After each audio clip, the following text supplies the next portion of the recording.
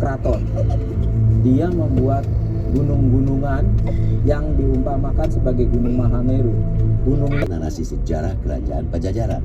Naskah-naskah kuno yang kini menjadi koleksi perpustakaan nasional ini antara lain fragmen cerita Parahyangan, Sang Hyang Siksa Kanda, Karesian, dan Kidung Sunda. Fragmen cerita Setelah Parahyangan 600 meter, diperkirakan ditulis pada belok abad kanan. ke-16 dengan menggunakan aksara dan bahasa Sunda kuno. Naskah ini berisi gambaran sistem pemerintahan kerajaan Sunda yang berpusat di ibu kota Pakuan, Pajajaran.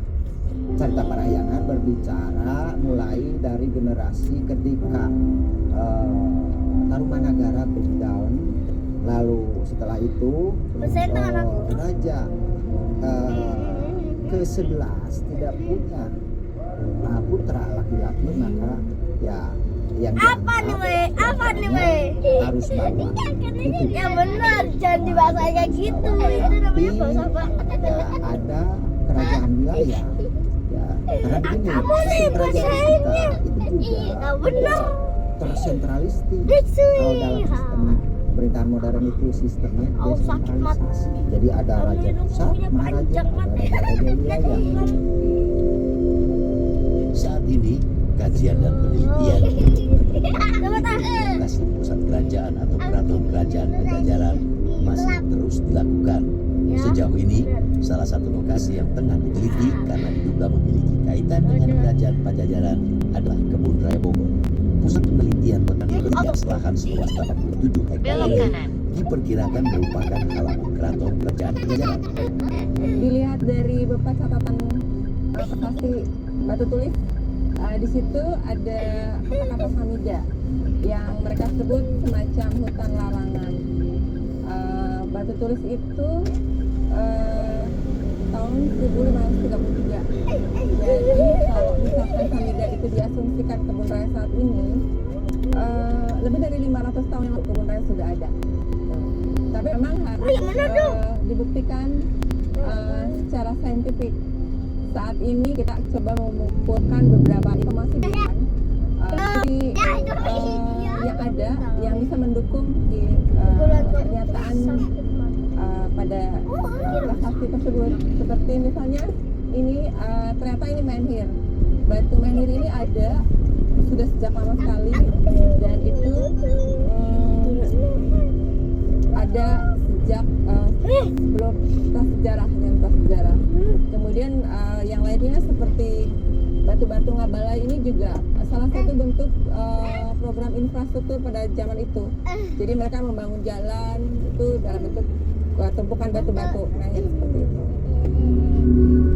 Beberapa sketsa dari penelitian para ahli memperlihatkan dugaan lokasi keraton Pakuan Pajajaran di Kota Bogor, Jawa Barat, Jalan Lawang Sejalan, yang berlokasi tak jauh dari kebun raya Bogor misalnya, oleh para ahli sejarah diduga kuat merupakan gerbang utara dari keraton Pajajaran.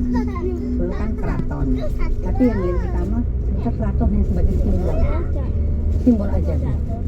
Nah nanti tentunya tidak yang beda dengan yang kerajaan. Karena kerajaan yang berkuasa adalah raja. Dan itu banyak, bukan satu. Dia tuh kalau strukturnya ada 3, jadi keraton, daerah, satu lagi pesisir.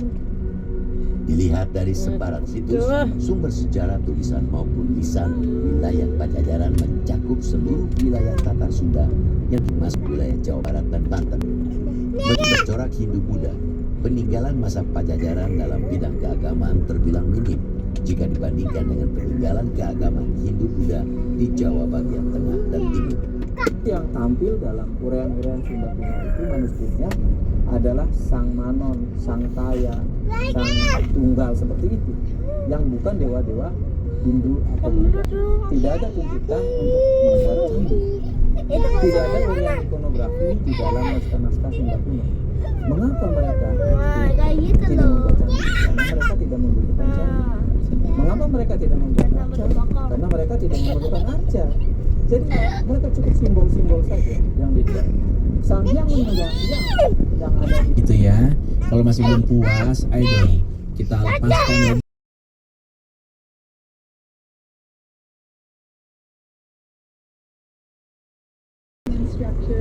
Tapi tak hanya pelanggan saja yang didominasi dan harus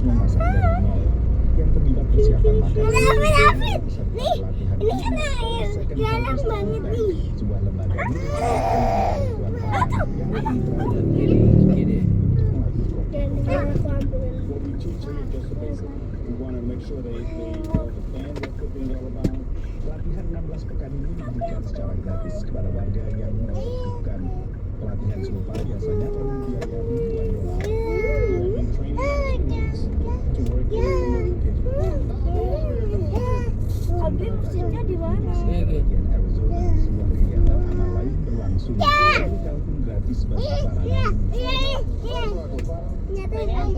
were all like, a free turkey would be nice. Like, I mean, for us to get a turkey and to feed our families after everything that we have to do.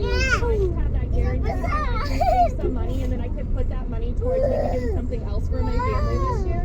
That's always so important. Kalkun dari dana benar ini disiapkan kalangan pengusaha setempat dimotori oleh semua perusahaan layanan KPR. A lot of times our educators are asked to do more and more and more every single year for our youth, and quite frankly I don't think they're compensated nearly the way they need to be. So for us it's a very good opportunity for us to step up and lead by example and give back to them. Sedikitnya 30 perusahaan ikut terlibat tahun ini. We have US Marines here, we have Avondale Fire, we have Goodyear PD come out. It's just our way to kind of lock arms as a community and show our educators that we're there for them. One of the gals pulled me to the side today and she said, "This is my 4th year you fed my family." And that kind of hit me a little bit. I was like, man, like it kind of gives me goosebumps, just to be able to do that for other people. Thanksgiving di Amerika Serikat dirayakan pada Kamis keempat tiap bulan November dan tahun ini jatuh pada 23 November. Setelah itu biasanya ada Black Friday yang merupakan awal mulai belanja akhir tahun dan sejak 2012 dikenal apa yang disebut sebagai Giving Tuesday, yaitu hari Selasa setelah Thanksgiving yang digunakan untuk menggalakkan sumbangan amal. Dari Washington DC, saya Nova Buwan dan tim VOA. Pemirsa, Vio Report akan kembali dengan jumlah berita lainnya. Masih seputar Thanksgiving, tetap bersama kami di Global Report.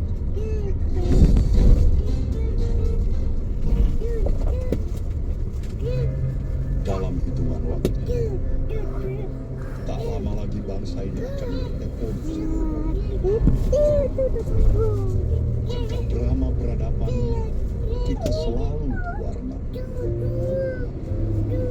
Siapkah kita bila Ibu Pertiwi menagih janji akan kemakmuran dan keadilan? Hadirkah kita di antara saudara kita yang terpuruk? Inilah saatnya. Izinkan kami mencobanya sekali lagi untuk menjaga negeri ini dengan penuh cinta dan rasa bangga.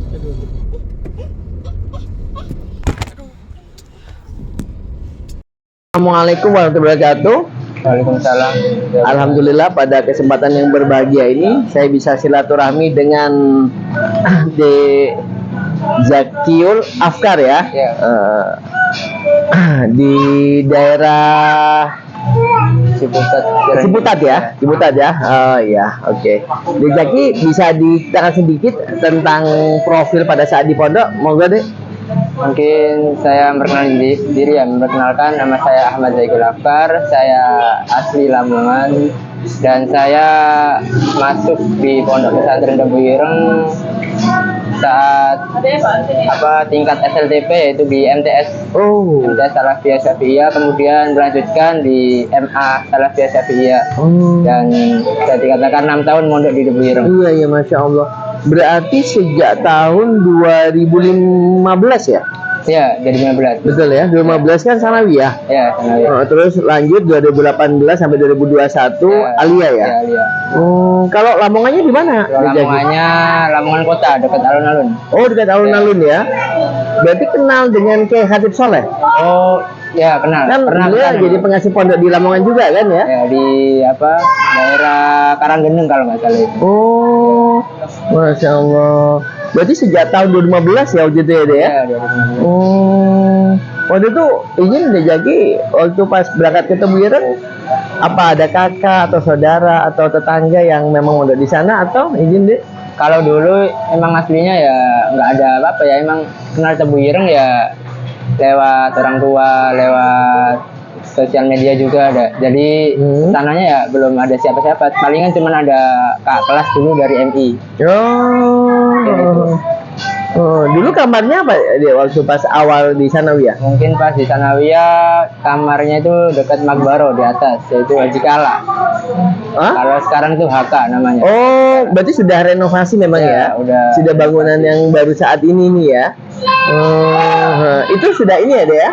Apa sesuai misalnya Sanawiyah sendiri, SMP sendiri ya gitu ya deh ya? Kalau sekarang memang sistemnya gitu, kamarnya itu sesuai dengan prestasinya. Dan ada apa dalam satu kamar ada yang menjadi pembina ya? Ya, ada pembinanya masing-masing. Waktu itu 3 tahun ya, 15 sampai 18 ya? Ya, 3 tahun. Terus izin deh, kenapa memilih lagi untuk lanjut ke Alia? Mungkin motivasi melanjutkan ke Alia karena mondok di Tebuireng 3 tahun belum puas. Masya Allah, sama dengan saya juga sebenarnya. Dan bisa apa ya melanjutkan 6 tahun lagi biar gak ke arah yang salah gitu. Biar gak nanggung gitu. Biar gak nanggung ya? Ada, kebetulan saya kemarin silaturahmi ke Kiai Syafrullah di Jogja. Beliau asli Madura tapi saya jadi dosen di Jogja. Beliau itu dari SMP lanjut Aliyah, terus habis itu lanjut ke Inhas, Masya Allah. Berarti karena tadi ya motivasinya masih kurang dan ingin lanjut ya deh ya. Habis itu akhirnya kuliah milih di UIN gimana deh? Itu juga awalnya ya pengen pilih-pilih aja, cari tentang apa prodi akidah dan filsafat ada. Kebetulan ya takdirnya di sini. Kebetulan adik kandung saya sama juga alumni MAK juga.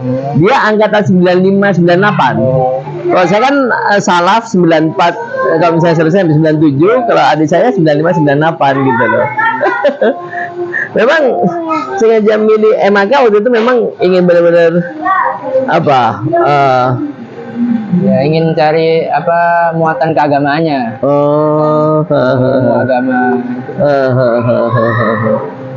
Terus abis itu selesai langsung ke UIN sini ya deh ya? UIN sini. Kira-kira deh ada yang ingin diceritakan suka duka selama mondok deh? Kalau suka duka ya emang banyak sukanya. Kalau suka ya ada, misal bareng sama teman-teman makan bareng, tidur bareng, berangkat sekolah bareng, belajar bareng. Dan kalau dukanya ya mungkin ya sedikit lah. Lebih banyak sukanya ya, karena bersama-sama tadi ya. Karena apa ya, kedukaan itu bisa ditempel sama teman-teman bareng-bareng gitu. Gak kerasa dukanya. Gak kerasa ya. Insya Allah. Terus sekarang kuliah di UIN ngambil jurusan apa deh? Kalau sekarang ngambil jurusan akidah dan filsafat Islam. Oh, akidah dan filsafat Islam ya. Kenapa kok tertarik dengan filsafat khususnya nih? Mungkin saya pribadi ya dulunya pas di pondok ya suka baca-baca buku tentang filsafat, tentang politik juga, tentang apapun yang mengenai isu internasional dan lain-lain lah. Betul. Maka dari itu ya saya pilih akidah dan filsafat karena di situ juga ada akidahnya. Untuk memperkuat akidah kita sebagai seorang muslim Ahlussunnah wal Jamaah juga ya. Betul. Dan untuk sekarang kan zamannya ya sudah ada macam-macam ideologi. Di sana juga belajar banyak ideologi dan dikajinya, dan juga kita harus memperkuat ideologi kita sendiri. Betul. Sebelum kita mengkaji yang di luar, kita harus memperkuat terlebih dahulu ya. Karena kalau nggak kuat nanti khawatirnya malah kenal ini Rizaki yang guru besar juga di Jogja, yang terkenal, yang filosof juga, Pak Farudin. Pak Farudin Faiz ya. Wah, itu saya paling senang sekali kalau nonton YouTube-nya itu ya. Pemikirannya luas ya. Memang apa sih yang membuat daya tarik Rizaki untuk mengambil filsafat? Mungkin kalau awal dulu ya kurang tahu ya. Saya juga jujur senang saya jujur. Nanti mungkin saya akan banyak sharing sama Rizaki apa deh kira-kira deh. Kalau filsafat sendiri ya awalnya masuk itu nggak tahu ini mau belajar apa. Ya, betul. Karena sangat luas ya. Iya, emang sangat Pemikirannya sangat luas ya. Jadi kita belajar di sana itu tentang pemikiran sebelum Masehi, Iya. jadi Yunani, juga Betul. sekarang postmodern itu Termasuk dikaji. ini ya pemikirannya yang terkenal ini siapa nih yang dari Yunani itu? Aristoteles, Plato. Plato. Ya. Heeh. Yang terkenal lagi itu yang teras itu ya. Filosofi teras. Filosofi teras itu ya. Stoikisme itu. ya. Stoikis ya Allah. Saya senang banget, saya senang. Saya sering ngikutin YouTube-nya Filosofi teras. Pak Farudin. Itu salah satunya yang menjadi dasar Jaki senang untuk mengambil jurusan filsafat ya, dia. Ya, itu juga mungkin. Menurut saya udah kan kalau boleh saya katakan terlalu luas ya. Bagaimana untuk misalnya mempermudah kita dalam hal mempelajarinya, ada nggak mekanisme atau sistemnya? Mungkin kalau kita belajar filsafat yang secara luas kita harus mempelajari ilmu logikanya, ilmu mantiknya kalau dalam Islam. Itu cara kita berpikir, cara kita berargumen itu harus dipelajari dulu. Supaya nanti itu nggak ngawur berpikirnya. Ada sistemasinya, ada batas-batasnya itu. Betul. Berarti mempelajari dulu dasar-dasarnya, mantiknya itu ya, biar nggak terlalu mohon maaf ngawur ya, akhirnya pola pikir kita ya, ada batasan-batasannya ya. Kalau kita di pesantren kan ada ilmu alat, nahwu, untuk membaca bahasa Arab ya, kita kan ada nahwu kan. Kalau kita mantik sebagai alatnya. Berarti sebagai alatnya mantik tadi ya. Berpikir. Sebelum kita mendalami filsafat yang begitu luas ya, harus ada rule-rule-nya ya. Iya, ada. Masya Allah. Dijagi karena Dijagi saat ini kan lagi kuliah, dan kalau di UIN walaupun asli dari Lamongan, kalau di UIN Jakarta kan otomatis kan masuk dalam organisasi yang kita sebut dengan Hikmat ya.